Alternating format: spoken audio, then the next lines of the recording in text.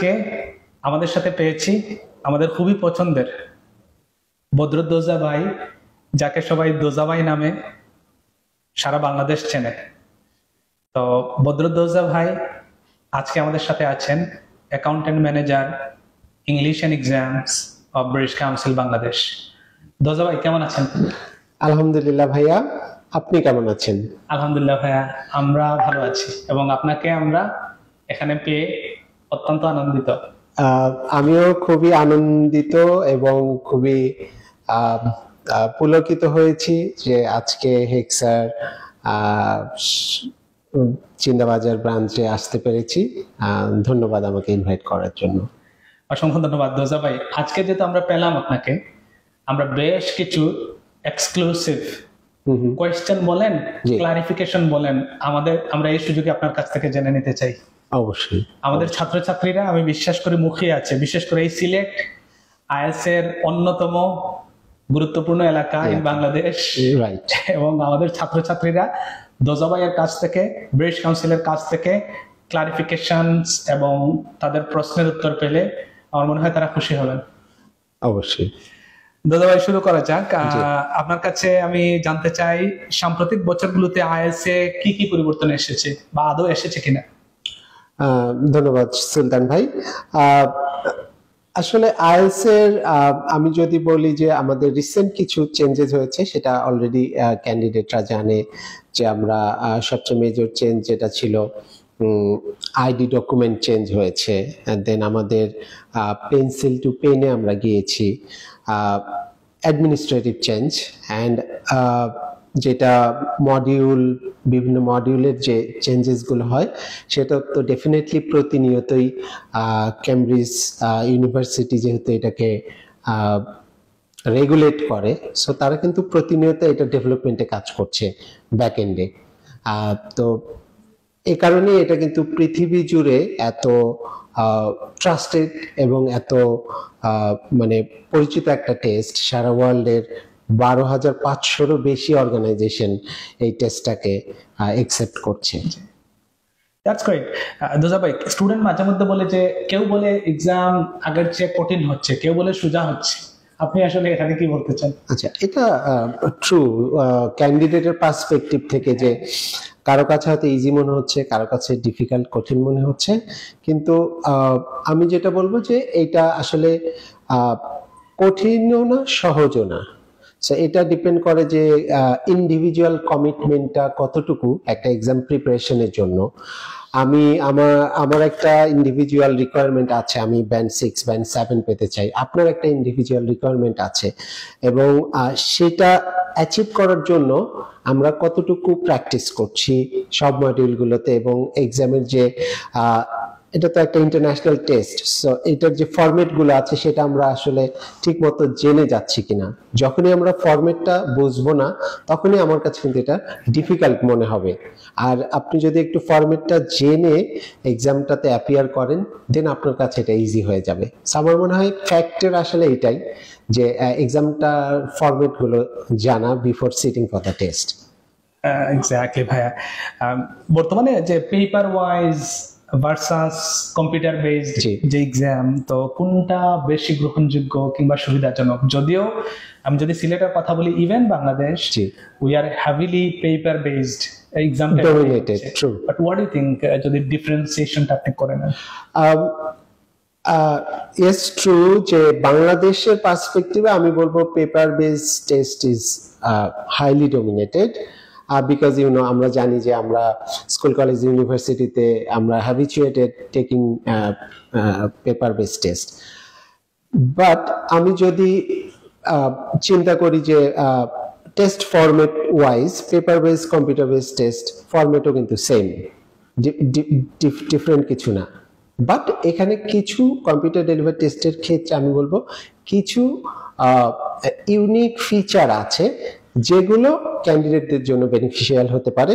Number 1, result. 48 আওয়ার্সের মধ্যে candidate result পেতে পারে কম্পিউটার বেসড টেস্টে, হোয়ারএজ পেপার বেসে 13 days. Number 2, one skill retake.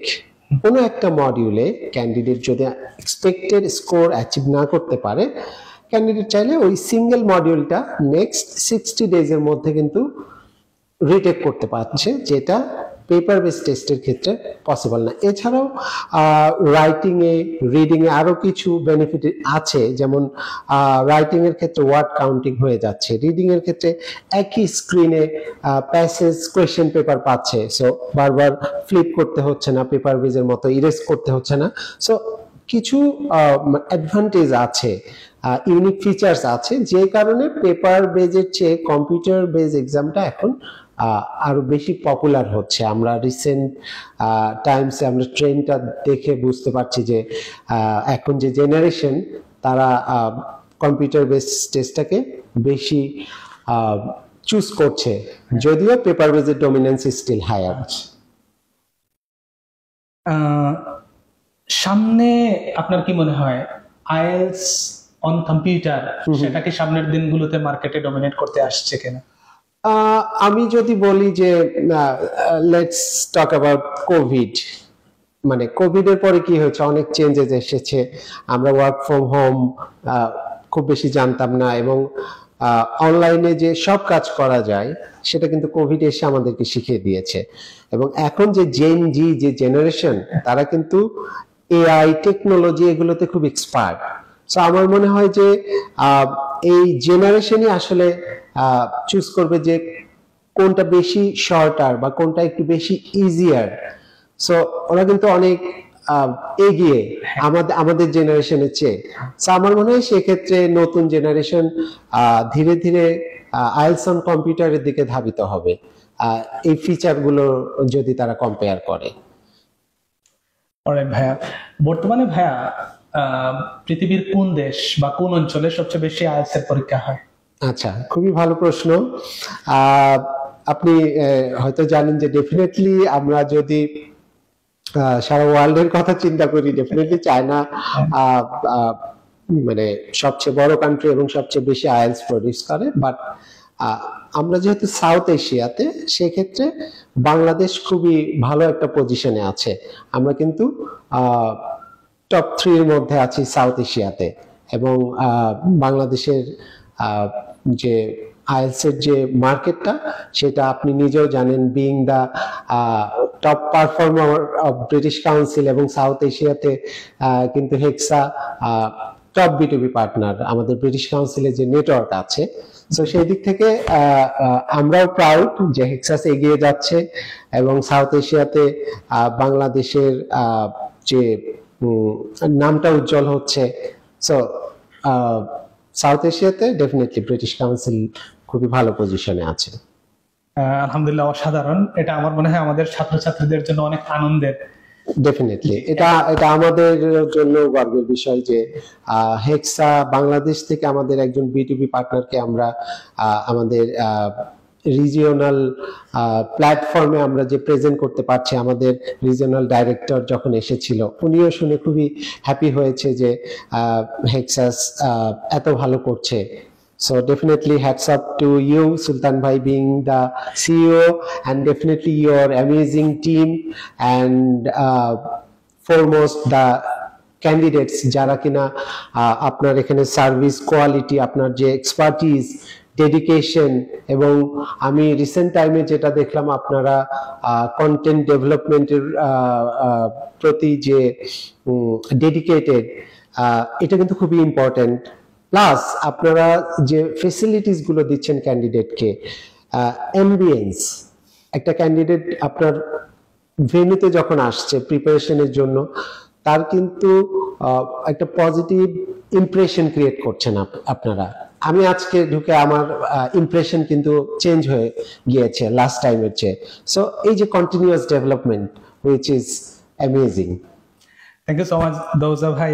আর পাশাপাশি আমি বলতে চাই যে হেক্সাসের তরফ থেকে we are really grateful to British council. আপনাদের সাপোর্ট, অসামান্য সাপোর্ট ছাড়া, আন্তরিকতা ছাড়া এটা কোনোদিন সম্ভব হতো না। এটা মানে যৌথ আমাদের যে দুই পক্ষেরই এখানে সমান, আমি বলবো যে ডেডিকেশন এবং যে শ্রদ্ধা জায়গা থেকে আমরা কাজ করছি, যে কারণে আমরা দুইটা অর্গানাইজেশনই এগিয়ে যাচ্ছি। ইনশাল্লাহ সামনে আরো ভালো কিছু হবে ইনশাআল্লাহ। ইনশাল্লাহ। ভাইয়া, বাংলাদেশি শিক্ষার্থীদের মধ্যে সবচেয়ে চ্যালেঞ্জিং মডিউল কোনটি বলে আপনার মনে হয়? এগেইন এটা আমি স্টিল এটা ছেড়ে দেবো যে ইন্ডিভিজুয়াল কমিটমেন্ট, আমি একটু আগে যেটা বলছিলাম। বাট এখন রিসেন্ট টাইমে আমরা বিভিন্ন সেশন যেগুলো নিচ্ছি ক্যান্ডিডেটদের কাছ থেকে, আমরা দেখছি রিডিং মডিউল নিয়ে তাদের ভিতরে ফিয়ার, অ্যান্ড আমাদের যে রাইটিং মডিউল আছে এখানে কম্পারেটিভলি ক্যান্ডিডেটদের যে স্কোর সেটা একটু আমরা দেখছি যে কম আসছে। সো বাট অন্যান্য মডিউলগুলোতে কিন্তু 9 আউট অফ 9 স্কোর করছে, ইভেন রিডিং এও করছে, এমন না যে সবাই রিডিং এ খারাপ করছে। তো আমার মনে হয় যে এটা ডেফিনেটলি স্টুডেন্টরা কাটিয়ে উঠতে পারবে যদি তারা ওই ইন্ডিভিজুয়াল কমিটমেন্টটা নিয়ে কাজ করে, ইন্ডিভিজুয়াল মডিউলগুলোতে ফোকাস করে কাজ করে, এবং এক্সামের ফরম্যাট গুলো জেনে দেন তারা প্র্যাকটিস করে মেইন এক্সামে বসে, তাহলে আমার মনে হয় যে এটাকে ব্যালেন্স করতে পারবে। জি, অবশ্যই। আইএলটিএস এর জনপ্রিয়তা বাংলাদেশের শিক্ষার্থীদের ভবিষ্যতের জন্য কি বার্তা দেয় ভাইয়া? Definitely it opens door, আমি বলবো, and IELTS takes us places. So IELTS এর জনপ্রিয়তা যত বাড়বে, দ্যাট মিনস আমাদের ক্যান্ডিডেটরা তারা কিন্তু তাদের ফিউচার নিয়ে ভাবছে, তারা তাদের যে ক্যারিয়ার ডেভেলপমেন্ট নিয়ে ভাবছে, তারা বাইরের দেশে যাবে, হায়ার এডুকেশন নেবে, তারা তাদের কমিউনিটিকে হেল্প করবে, কান্ট্রিতে তারা রেমিটেন্স পাঠাবে। সো এটা কিন্তু মানে বড় একটা চেঞ্জ এর পিছনে কিন্তু জড়িত। সো ডেফিনেটলি যত আইএলটিএস এর জনপ্রিয়তা বাড়বে আমাদের ক্যান্ডিডেটদের মাঝে, তত এই পজিটিভ যে থিঙ্কিং গুলো আসবে, এবং আমাদের যারা নেক্সট জেনারেশন উত্তরসূরি যারা আসছে, তারা কিন্তু ওয়ার্ল্ডে বিভিন্ন জায়গায় আপনি দেখবেন ভালো ভালো ক্যারিয়ারে, ভালো ভালো লিডারশিপ পজিশনে তারা কাজ করতে পারবে, কারণ তারা এখন থেকে অ্যাওয়ার যে আমাদেরকে কমিউনিকেশন, আমাদের ক্রিটিক্যাল থিঙ্কিং, আমাদের আইএলটিএস স্কোর নিয়ে আমাকে পড়তে যেতে হবে বাইরের দেশে। আমরা এখন শুধু কোনো রকমে উইদাউট আইএলটিএস বিদেশে গিয়ে পড়ার জন্য স্টুডেন্টরা রাজি না, তারা এখন নিজেদেরকে রেডি করেই তারা কিন্তু বিশ্বের যে চ্যালেঞ্জগুলো আছে সেগুলোর সাথে মোকাবেলা করার জন্য রেডি হয়ে যাচ্ছে বাংলাদেশ থেকে, which is very positive. আমি আপনার সাথে একমত ভাইয়া, এবং ইদানিংকালে আমরা আমাদের এখানে কোর্স শুরু করতে যারা আসে, জি, শুরুর ক্লাসে আমরা দেখি ম্যাক্সিমামের পাসপোর্ট আছে। ওয়াও, এটাও kind of definitely mental preparation, right, forward thinking. G G, definitely.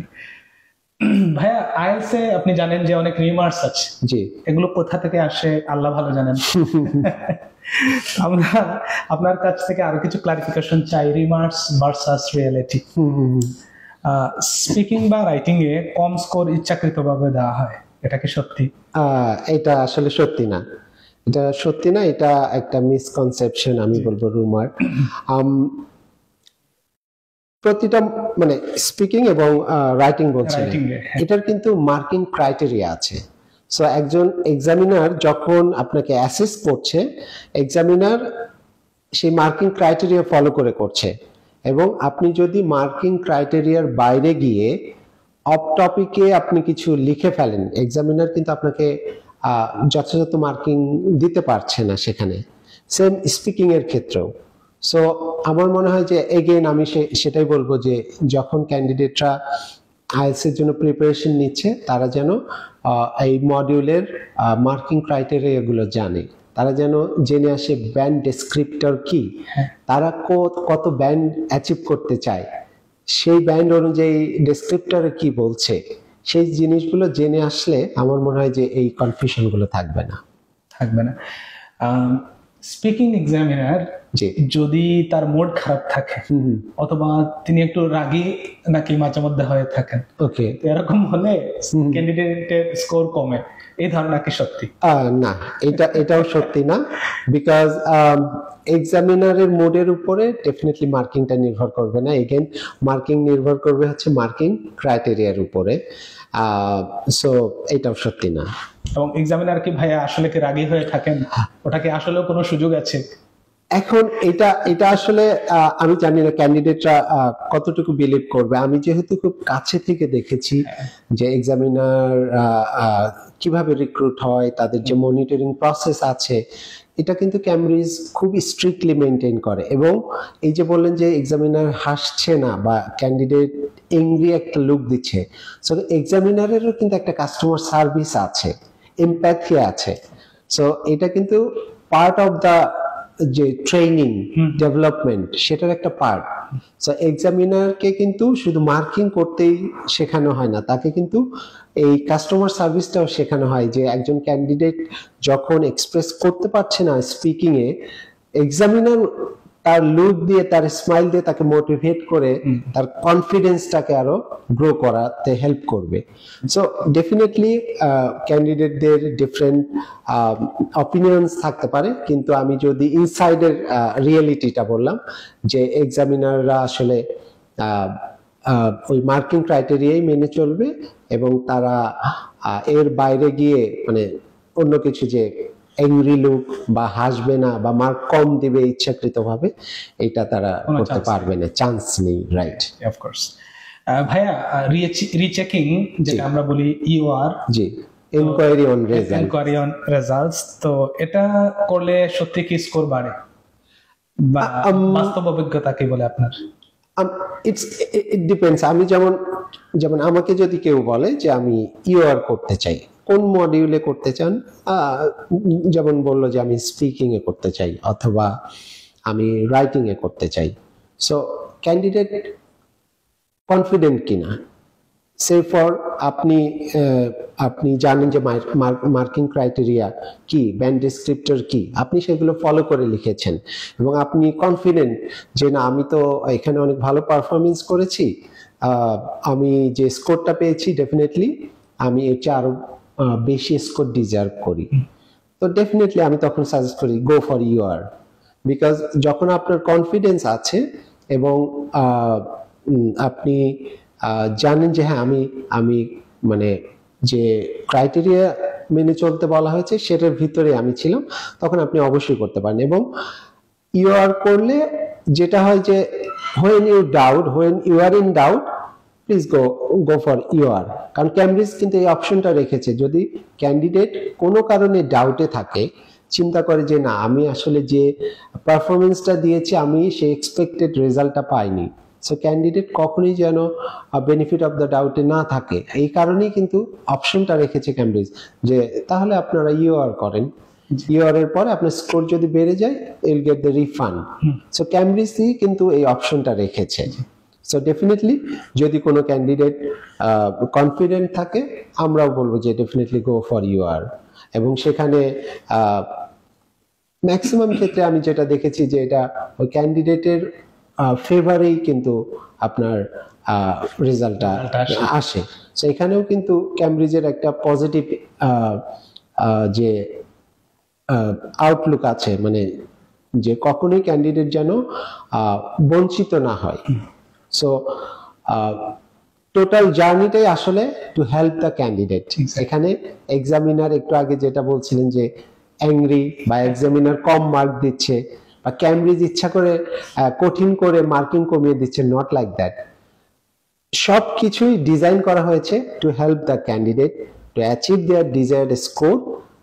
ক্যান্ডিডেটকে যেটা করতে হবে, এক্সাম প্রসেসটা জানতে হবে, ক্রাইটেরিয়া গুলো জানতে হবে, দেন এক্সামে বসতে হবে, তাহলে দেখবেন যে এই ধরনের কনফিউশন গুলো থাকবে না। ভাইয়া, প্রশ্নপত্র কি রিসাইকেল হয়? ক্যামব্রিজ ছাড়া ভালো প্রিপারেশন কিভাবে সম্ভব? রিসাইকেল ডেফিনেটলি, এটা তো একটা রিসার্চ করছে ক্যামব্রিজ, ডেফিনেটলি রিসাইকেল হতেই পারে এটা মানে ডেভেলপমেন্টের একটা পার্ট, কিন্তু একেবারে হুবহু যে সেম কোয়েশ্চেন পেপার আসবে তা নাও হতে পারে, এখানে কিছু চেঞ্জেস আনতে পারে। জি। আর সেকেন্ড যে কোয়েশ্চেনটা বললেন, ক্যামব্রিজ ছাড়া হ্যাঁ, ভালো প্রিপারেশন কিভাবে নেওয়া যেতে পারে। গাইডলাইন ক্যামব্রিজে আছে, কিন্তু মানে ক্যামব্রিজ ছাড়া যদি প্রিপারেশন নিতে চায়, আমি বলবো যে ভালো ম্যাটেরিয়াল যদি ডেভেলপ করতে পারে কেউ, যেমন আপনাদের যে টিম আছে, এরকম প্রতিষ্ঠান যদি ভালো ম্যাটেরিয়াল ডেভেলপ করতে পারে, ডেভেলপ করে ক্যান্ডিডেটকে ক্যামব্রিজের ওই ম্যাটেরিয়ালের মতো করে তৈরি করতে পারে, তাহলে সেটাও কিন্তু তাকে মেইন এক্সামে হেল্প করবে। এবং আপনাদের ব্রিটিশ কাউন্সিলেরও তো আপনার ওয়েবসাইটে ম্যাটেরিয়াল, রাইট, আমাদেরও খুবই ভালো একটা কথা বলছেন। আমাদের যেমন আইএলস রেডি প্রিমিয়াম নামে একটা প্র্যাকটিস টেস্ট আছে, যেখানে ক্যান্ডিডেট রেজিস্ট্রেশন করার পেমেন্ট হয়ে গেলে দেন 40 প্র্যাকটিস টেস্ট দিতে পারে। তো এটা কিন্তু আপনার কাছে প্রিপারেশন নিচ্ছে, অন টপ অফ দ্যাট এটা একটা অ্যাডেড অ্যাডভান্টেজ ক্যান্ডিডেটের জন্য, যে 40 দিন সেই প্র্যাকটিস গুলো করবে, যাতে করে সে আরো কনফিডেন্ট হয়, এক্সাম হলে গিয়ে তার ওই ফিয়ারটা না থাকে। রাইট। স্টুডেন্টদের ভাইয়া, শিক্ষার্থীদের যে দুশ্চিন্তা, ওই জায়গাতে আরো 2-3টা কোয়েশ্চেন আমি আপনাকে করতে চাই। তো আপনার কি মনে হয় ভাইয়া, যে কোচিং সেন্টারের প্র্যাকটিস কতটা কাজ করে, নির্ভরযোগ্যতার মাপকাঠি কি আসলে? আমি বলবো যে ডেফিনেটলি অনেকে হয়তো ডিসএগ্রি করবে, বলবে যে না, আমি তো নিজে নিজে প্রিপারেশন নিয়ে এক্সাম দিয়েছি। হ্যাঁ, যদি আপনি আইএলস এর যে মডিউল গুলো আছে, আপনি যদি ক্রাইটেরিয়া গুলো নিজে নিজে বুঝতে পারেন, এনাফ। কিন্তু আমি বলবো যারা বিগিনার বা যারা আপনারা এখনো জানেন না, তারা ডেফিনেটলি একটা কোচিং সেন্টারে আসলে তারা কি করে, আপনাকে ওই গাইডলাইন গুলো শেখায়। সো এটা কিন্তু তাকে ট্রিমেন্ডাসলি হেল্প করে। সো এখানে ডেফিনেটলি প্রিপারেশন সেন্টার যারা আছেন, আপনাদের ভূমিকাটা এখানে অনেক বেশি, এবং এই ছোট্ট যে প্রিপারেশন জার্নিতে আপনি তার পুরো লাইফকে চেঞ্জ করে দিচ্ছেন।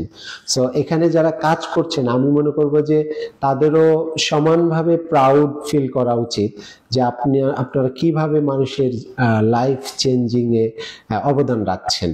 সো ডেফিনেটলি এখানে প্রিপারেশন সেন্টার যারা আছেন আপনারা, তা মানে ম্যাক্সিমাম ক্যান্ডিডেটই কিন্তু প্রিপারেশন নিয়েই তারপর আইএলটিএস এক্সামে বসছে। সেলফ প্রিপারেশনে কিন্তু খুব কম ক্যান্ডিডেট বসছে। সো মেজরিটি অফ দ্য ক্যান্ডিডেটসকে কিন্তু রেজিস্ট্রেশন সেন্টার, প্রিপারেশন সেন্টারগুলোই হেল্প করছে, প্রপার গাইডলাইন দিয়ে, প্রপার ম্যাটেরিয়াল প্রোভাইড করে। সো ডেফিনেটলি আমি এটার সাথে এগ্রি করি যে preparation centre is one of the vital role play করছে for behind the candidate success. জি অবশ্যই ভাইয়া। ভাইয়া, এক্সাম ফেয়ার কিভাবে কমানো যায়, বা পরীক্ষার আগের রাত কেমন হওয়া উচিত বলে আপনার মনে হয়? আচ্ছা, আইডিয়ালি কি হয় যে আমরা বলি যে এক্সামের পরীক্ষার আগের রাতে তাকে ডেফিনেটলি পর্যাপ্ত ঘুমাতে হবে, যেন নেক্সট ডেতে তাকে কিন্তু লং টাইম এক্সাম হলে থাকতে হচ্ছে, এবং এক্সাম স্টার্টের একটু আগে যেতে হচ্ছে, যে প্রি এক্সাম প্রিপারেশন যেগুলো আমরা নিই সেগুলোর জন্য। সো ক্যান্ডিডেটকে লিসনিং এ বা যখন রাইটিং এ আইডিয়া জেনারেট করবে, তার কিন্তু যদি পর্যাপ্ত ঘুম না হয়, হাইড্রেটেড না থাকে, তাহলে কিন্তু সে ভালো ডেলিভারিটা আসবে না। On top of that time ম্যানেজমেন্টের একটা খুবই ইম্পর্টেন্ট এখানে রোল আছে, যে আইএলটিএস এক্সামটাতে কিন্তু টাইম ম্যানেজমেন্ট খুবই ইম্পর্টেন্ট। সো ক্যান্ডিডেটকে কিন্তু এই বিষয়টাতে খুবই কেয়ারফুল থাকতে হবে আইএলটিএস এক্সামে ভালো স্কোর করতে হলে। এছাড়া আইএলটিএস এক্সামে আমি বলবো, এক্সাম হলে যাবার আগে আগের রাতে তাকে এক্সামের যে শিডিউলটা আছে ব্রিটিশ কাউন্সিল থেকে, রেজিস্ট্রেশনের পরে ইমেইলে যে এক্সাম শিডিউলটা পাচ্ছে, সেটা প্রপারলি চেক করে দেখতে হবে, টাইমিং গুলো, মডিউল গুলো, দেন কোনো চেঞ্জেস আসলো কিনা। এক্সামের আগের রাতে হয়তো কোনো বিশেষ কারণে কোনো চেঞ্জেস আসতে পারে, সেই বিষয়গুলো কেয়ারফুলি খেয়াল রাখতে হবে। এছাড়া আমি মনে করি যে এক্সামের ম্যান্ডেটরি কিছু ডকুমেন্ট আছে, সেই জিনিসগুলো যেমন বাংলাদেশের ক্ষেত্রে আমি বলবো যে passport, valid passport, smart NID card. So আমি রেজিস্টার করছি যে আইডি দিয়ে, সেই আইডিটাই আমি এক্সাম হলে নিয়ে যাচ্ছি কিনা। আমি এমনও দেখেছি যে পাসপোর্ট দিয়ে রেজিস্টার করেছে, এক্সাম হলে নিয়ে এসেছে তার ইনভ্যালিড পাসপোর্ট। আবার রিসেন্টলি একটা কেস দেখলাম, বলা হয়েছে যে এক্সাম হলে ফটো আইডি নিয়ে আসবে, ক্যান্ডিডেট তার ইউনিভার্সিটির যে ফটো আইডি সেটা নিয়ে গেছে। So photo ID means IELTS এ আমরা বুঝিয়ে থাকি যে তার রেজিস্টার্ড আইডি, যেটা পাসপোর্ট অথবা স্মার্ট এনআইডি। সো এই ছোট ছোট বিষয়গুলো আমি মনে করি যে এক্সামের আগে ক্যান্ডিডেটকে যদি একটু ফলো করে তাহলে তার স্ট্রেস লেভেলটা কমে যাবে এবং তার এক্সামের ডেলিভারিটা অনেক ভালো হবে। এবং আরেকটা বিষয় যে এক্সাম হলে আমরা কিন্তু কোনো রকম বিলঙ্গিংস ম্যাটেরিয়াল এগুলো অ্যালাউ করি না। ক্যান্ডিডেট চাইলে একটা ট্রান্সপারেন্ট ওয়াটার বটলে ওয়াটার ক্যারি করতে পারবে, কিন্তু অন্য কোনো ম্যাটেরিয়াল আমরা নিতে সাজেস্ট করি না। ইভেন রিসেন্ট চেঞ্জেসের কারণে আমরা কিন্তু পেন এক্সাম হলেই দিয়ে দিচ্ছি। সো ক্যান্ডিডেটকে বাসা থেকে কিছু নিতে হচ্ছে না। সো এই বিষয়গুলো যদি একটু কেয়ারফুলি কনসিডার করে তাহলে আমার মনে হয় এক্সাম এক্সপিরিয়েন্সটা খুবই ভালো হবে। খুবই ইম্পর্টেন্ট ইনফরমেশন। থ্যাংক ইউ ভাইয়া। রাজা ভাই, অনেকেই ভাবে সব ঠিক ছিল তাও ব্যান্ড কম কেন, এর পিছনের বাস্তবতা কি? আচ্ছা, এটা আসলে এটা হিউম্যান বিং, আমাদের কাছে এটা মনে হতে পারে। আইএলটিএস এক্সামের আমি যদি পার্সপেক্টিভে বলি যে সব ঠিক থাকলে আপনাকে কখনোই মানে কম বা এমন হওয়ার কোনো চান্স নেই। কারণ এখানে তখনই আপনার কম হবে বা আপনার এক্সপেকটেশন অনুযায়ী আপনি স্কোর পাবেন না যখন আপনি এই ক্রাইটেরিয়ার বাইরে গিয়ে কিছু বলবেন, কিছু লিখবেন। সো আমার মনে হয় যে আইএলটিএস এক্সামটা খুবই আপনার ক্রাইটেরিয়া স্পেসিফিক। সো ওখানে বলেই দেওয়া হচ্ছে যে কত ব্যান্ড ডেসক্রিপ্টরে কত ব্যান্ডের জন্য আপনার কি লেভেলের প্রফিসিয়েন্সি লাগবে, আপনার স্পিকিং এ কি কি যাচাই করা হবে, রাইটিং এ আপনার কি কি স্কিল যাচাই করে মার্কিংটা দেয়া হবে।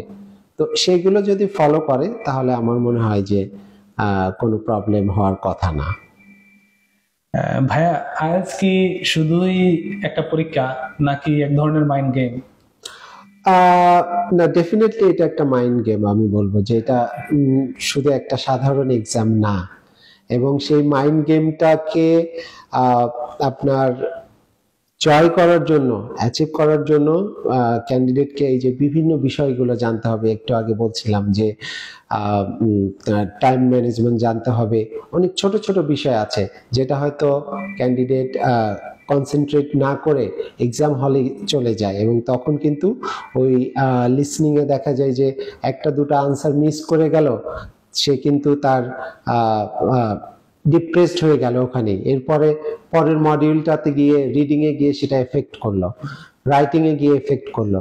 সো তাকে তার যে কনফিডেন্স লেভেলটা সেটা কিন্তু যদি একবার লুজ করে ফেলে তাহলে কিন্তু আইএলটিএস এ সে ভালো স্কোর করতে পারবে না। সো এখানে মাইন্ড গেমটা ডেফিনেটলি তাকে জয় করতে হবে আইএলটিএস এ ভালো স্কোর করার জন্য। ভাইয়া, কি ধরনের অ্যাকসেন্ট এক্সামিনাররা পছন্দ করে?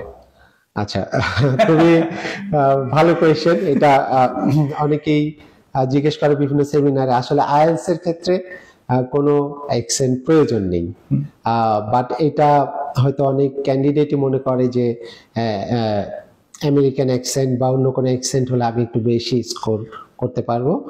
আমি বাংলাদেশি, আমি আমার বাংলাদেশি টোনে যদি আমি কারেক্ট ইংলিশ বলতে পারি, এক্সামিনার সেটাকেই অ্যাসেস করবে এবং আমাকে ভালো একটা মার্কিং দেবে। বাংলাদেশি ছেলেমেয়েরা কিন্তু 9/9 পাচ্ছে আপনার speaking A. So not necessary যে তার অ্যাকসেন্ট ফরেনারদের হতে হবে বা নেটিভদের মতো হতে হবে, নট নেসেসারি। জি, অবশ্যই। স্পিকিং পার্ট 2 তে কেউ যদি সময়ের আগে থেমে যায় তাহলে কি কোনো প্রভাব পড়ে, নেগেটিভ প্রভাব পড়ে কিনা?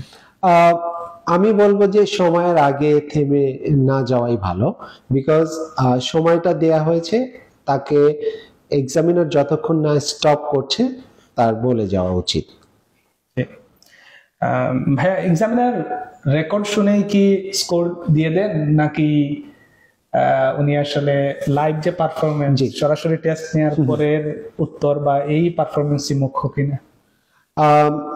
ডেফিনেটলি এক্সামিনার কিন্তু লাইভ যখন স্পিকিং শুনে কিন্তু স্কোরিং করে ফেলে, বাট দেন এগেইন রেকর্ডিংটা আরেকটা ব্যাকআপ আমাদের। কিন্তু কোনো কারণে যদি এক্সামিনার কনফিউশনে থাকে অথবা এক্সামিনার মনে করে যে না আমার এই পার্টটাতে আরেকবার রিচেক করতে হবে, সে আসলে কত ব্যান্ড স্কোরের ডেলিভারি দিয়েছে, সেক্ষেত্রে রেকর্ডিংটা ডেফিনেটলি হেল্প করবে। কিন্তু ইনস্ট্যান্ট মার্কিং করে ফেলে কিন্তু লাইভ পারফরমেন্স, রাইট। ব্রিটিশ কাউন্সিলের কিছু ভবিষ্যৎ পরিকল্পনা নিয়ে আমরা জানতে চাই। ব্রিটিশ কাউন্সিলের ভবিষ্যৎ পরিকল্পনায় নতুন কোনো ফরম্যাট বা কোনো টেকনোলজি বা কোনো সুবিধা কি আসছে, কোনো প্ল্যান আছে কিনা? আচ্ছা, ধন্যবাদ। আমরা প্রতিনিয়ত আমরা কিন্তু মানে আমাদের যারা পার্টনার নেটওয়ার্ক আছে তাদের সাথে আমরা খুবই ক্লোজলি কাজ করছি, যাতে করে যারা প্রিপারেশন নিচ্ছে বাংলাদেশ থেকে তাদেরকে আমরা একটা প্রপার আইএলটিএস এর গাইডেন্স আমরা প্রোভাইড করতে পারি। বিভিন্ন রকম কনফিউশন আছে, রুমার আছে, সেগুলোকে আমাদের পার্টনাররা, তাদের টিচাররা অ্যাডভোকেসি করে যেন দূর করতে পারে, ক্যান্ডিডেটরা যেন আরো কনফিডেন্টলি এক্সামটাতে বসতে পারে। সেজন্য আমরা কিন্তু টিচার্স ট্রেনিং প্রোগ্রাম আমরা করে থাকি। এছাড়া আমরা মাস্টার ক্লাস করে থাকি। আমাদের IELTS ready premium online preparation material আছে। এছাড়াও আমরা আইএলটিএস কনসালটেশন প্রোগ্রাম করে থাকি নতুন ক্যান্ডিডেটদের জন্য, এবং ইন ফিউচারে আমরা আমাদের এই পার্টনার নেটওয়ার্ককে আরো স্ট্রং করার জন্য আমাদের অনেক ট্রেনিং অ্যান্ড ডেভেলপমেন্ট প্ল্যান আছে, এবং আশা করি সেটা আমাদের পার্টনার, তাদের যে টিচার আছেন এবং ওভারঅল আমাদের যারা অডিয়েন্স স্টুডেন্ট আছেন তাদেরকে হেল্প করবে, বেনিফিটেড করবে। জি, আচ্ছা। এআই কি ভবিষ্যতে আইএলটিএস এক্সামিনার হয়ে উঠবে বলে মনে হয় আপনার? আমার কাছে এখনো মনে হয় না, বিকজ আমরা স্ট্রংলি বলি যে এখানে একটা হিউম্যান টাচ আছে। যখন আইএলটিএস এক্সাম দিতে আসে তখন কিন্তু ক্যান্ডিডেট একটা গুড ফিলিং নিয়ে এক্সামটা দেয় এবং এক্সাম হল থেকে বের হয়, সেটা ফেস টু ফেস এক্সাম হোক অথবা ভিডিও কল স্পিকিং এ হোক। তো এই হিউম্যান টাচটা কিন্তু এআই কখনোই রিপ্লেস করতে পারবে না। সো ডেফিনেটলি আমি বলবো যে ওদের ভবিষ্যতেও ক্যামব্রিজ যেন এই ভালো অপশনটাকে বজায় রাখে।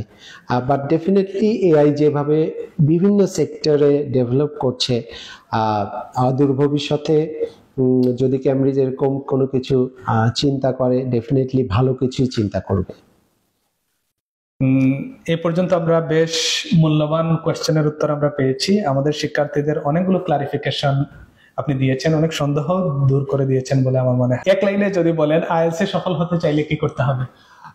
আইএলটিএস এ সফল হতে গেলে আমি বলবো যে practice practice and practice. IELTS প্রস্তুতির সবচেয়ে বড় ভুল কি যা শিক্ষার্থী নিয়মিত করে থাকে? আমি যেটা বলবো যে ক্যান্ডিডেট আইএলটিএস এক্সাম ফরম্যাটটা না জেনেই এবং প্রপার প্রিপারেশন না নিয়েই এক্সাম রেজিস্ট্রেশন করে। অবশ্যই জেনে তারপরে এক্সামে রেজিস্ট্রেশনটা করা উচিত। দোজা ভাই, আপনি যদি আইএলটিএস দিতেন তাহলে কোন মডিউল সবচেয়ে বেশি ভয় পেতেন? আচ্ছা, আমার কাছে ওকে, I'd say writing, maybe. Writing is fighting. True. Writing is fighting. Thank you so much, Doza bhai. We had a wonderful time. এবং সময় দেওয়ার জন্য অসংখ্য ধন্যবাদ। All the way from Dhaka to Sylhet and Hexas. বরাবরের মতোই আমরা আবারও grateful to you. Thank you so much Sultan ভাই ফর ইনভাইটিং মি। এটা আমার জন্য খুবই আনন্দের একটা বিষয় যে আমি আজকে হেক্সাস এডুকেশনে আসতে পেরেছি এবং খুবই ওয়ান্ডারফুল একটা ডিসকাশন আমাদের মধ্যে হলো। আশা করি আমাদের যারা অডিয়েন্স তারা এখান থেকে বেনিফিটেড হবে। কোনো সন্দেহ নাই দোজা ভাই, আমিও তাই মনে করি। আইএলটিএস আসলে ভয় পাওয়ার কোনো বিষয় নয়, ইটস আ স্কিল। এবং এই পর্যন্ত যারা শুধু এই বিশ্বাসটা রেখেছেন যে এটা তারা চাইলেই রপ্ত করতে পারেন, তারা চাইলেই এটা আয়ত্ত করতে পারেন, আমার মনে হয় তারা এই পর্যন্ত করতে পেরেছেন। আপনার কলেজ, আপনার ইউনিভার্সিটির আপনার যে দুর্বল ছাত্র ভাইটা কিংবা দুর্বল ছাত্রী বোনটি যিনি কিনা আইএলটিএস দিয়েছেন, তিনি ভালো স্কোরও করেছেন এবং তিনি এখন হয়তো পৃথিবীর বিভিন্ন দেশে আছেন, তার পড়াশোনার স্বপ্নগুলো বা ক্যারিয়ারের স্বপ্ন বাস্তবায়ন করছেন। সুতরাং আপনিও একই কাজ করতে পারেন, আরো বেশি কনফিডেন্স নিয়ে আইএলটিএস এর এই জার্নিতে নেমে পড়তে পারেন। অসংখ্য ধন্যবাদ সবাইকে।